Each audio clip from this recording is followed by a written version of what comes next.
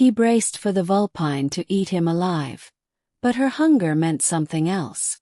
The desert night had teeth. Cold wind scraped against Kael Dravik's exposed cheeks as his shuttle sputtered its final breaths, smoke trailing from its cracked engine chamber. He had crash-landed in the Exile sands, a place the star maps marked with one warning: Vulpine territory. Do not enter. The ground stopped shaking, metal groaned, and everything fell into a suffocating stillness. Kael unbuckled slowly, blinking smoke from his eyes. His ribs burned, his wrist throbbed, but he was alive. Now. Moonlight glinted off the dunes, painting them silver. His boots sank into cold sand as he dragged himself out of the wreckage. The air smelled of scorched metal and something, feral, musky, warm. Then he heard it. A low, throaty growl. Kael froze. His blood iced. A pair of eyes, glowing amber, slit-pupilled, opened from the shadows behind a dune. Another flicker. And another. Soon 6 eyes blinked in the dark. Vulpines. Humanoid fox-like predators known for tearing apart stranded travelers. Silent, swift, deadly. Kael's pulse pounded in his ears. He lifted his hands, breath shallow. One figure stepped into the moonlight. She was tall, lean, her fur a deep russet with streaks of silver along her jawline. Her ears twitched forward, scanning him. She wore tribal leather stitched with bone pieces, and a curved blade hung at her hip. She stared at him as if calculating which part to bite first. Kael swallowed hard. "Listen," he rasped. I don't want trouble." Her nostrils flared. She stepped closer. "Human," she said in a velvet-soft but razor-edged voice. "You smell of fear." He stiffened. "Course I do." She circled him with slow, predatory precision, tail flicking like a pendulum of judgment. The other Vulpines watched silently from a distance, as if waiting for her command to feast. When she stepped behind him, Kael felt her breath brush the back of his neck, hot, hungry. He squeezed his eyes shut, bracing for the bite. But nothing came. Instead, she inhaled deeply, almost desperately. Her voice dropped to a whisper. "You carry the scent of Aetherfruit. Where is it?" Kael blinked. The what?" She growled, impatience flashing in her tone. "Do not play ignorant." He forced himself to think. Aetherfruit. A glowstone fruit from the Rimworld forests.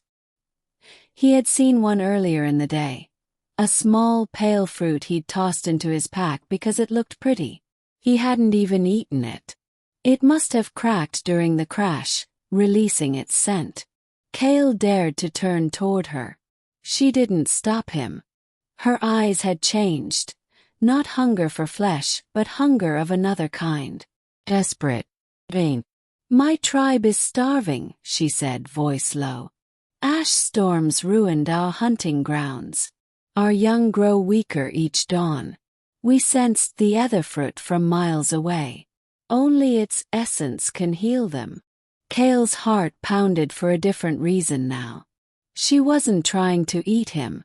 She needed what he carried. He slowly opened his pack. The Vulpine tensed, blade handle ready in her grip, until he revealed the cracked pale blue fruit glowing faintly. She inhaled sharply, pupils widening with raw relief. Kael held it out to her. "Take it." Her ears twitched back. "You give it freely." He nodded. "It's yours." For a moment she didn't move. Then she accepted it with both hands, bowing her head with unexpected grace. A delicate, unfamiliar gesture. "Thank you." But the moment fractured. A metallic whine screeched across the dunes. Kael turned instinctively. A rover approached fast. Human, corporate, the emblem of Helion Corp stamped on its grille. 3 armored enforcers stood on the platform, rifles glinting under moonlight. Target located, one barked. The Vulpine leader. Capture on sight. The female Vulpine hissed, fur bristling, blade drawn. Kael acted without thinking. He stepped in front of her. "Stand down," he shouted. "She's not hostile." The enforcer aimed. "Move aside, civilian.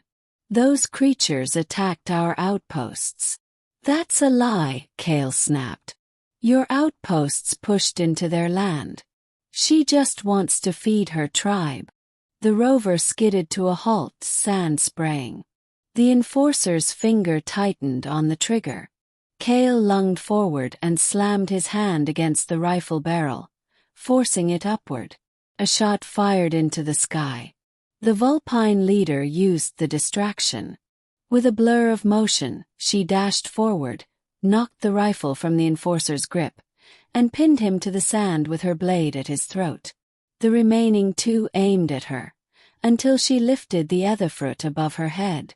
Its glow bathed the dunes in soft cyan light. Warm. Pure. Coming. The humans hesitated.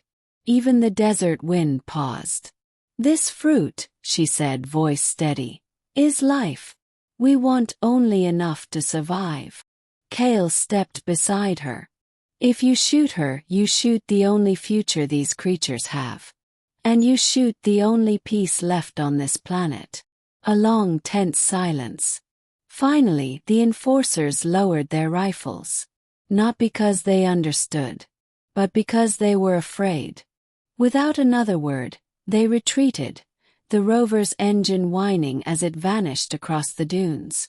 When the echoes faded, Kael exhaled the breath he'd been holding. The Vulpine leader turned to him. Her face softened, barely but unmistakably.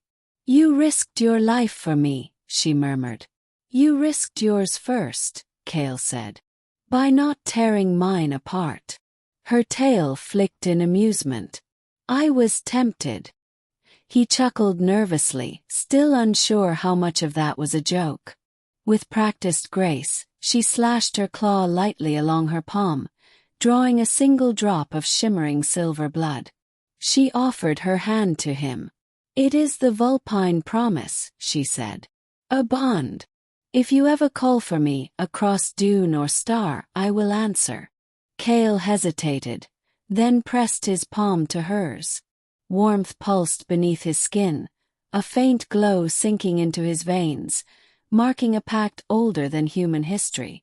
She stepped back, the fruit cradled in her arms. "Farewell, Kael Dravik," she said. "You smell of fear, but also of honor." And with a graceful leap, she vanished into the dunes, her silhouette merging with moonlit sand. Kael stood alone beside his wrecked shuttle, heart racing, palm still warm from her touch.